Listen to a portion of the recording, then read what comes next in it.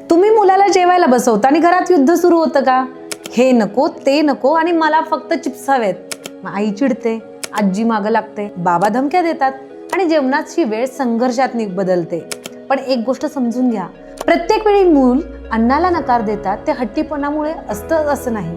कधी त्यांना भूक नसते, कधी ते खेळात रमलेले असतात, कधी ते थकलेले असतात आणि कधी त्यांना स्वतःची मते व्यक्त करायची असतात.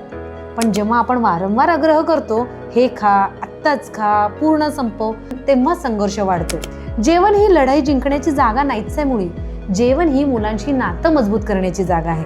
म्हणून एक छोटासा बदल करून बघा बरं का. स्वयंपाक करण्याआधी मुलाला विचारा, आज भेंडीची भाजी करू की बटाट्याची, किंवा आज डाळ खाणार की कढी खाणार. मुलांना 2 चांगले पर्याय द्या आणि त्यांना त्यातून निवड करू द्या.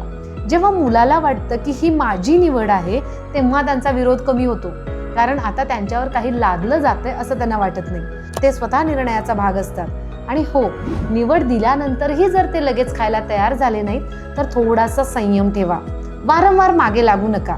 कधी कधी मुलांना निर्णय स्वीकार करायलाही वेळ लागतो. जेवणावर नियंत्रण ठेवण्यापेक्षा मुलाला जबाबदारीची जाणीव करून द्या, कारण ज्या जेवणाच्या निर्णयात मुलांचा सहभाग असतो त्या जेवणाबद्दल तक्रारीही कमी असतात.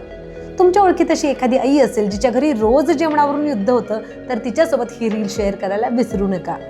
धन्यवाद.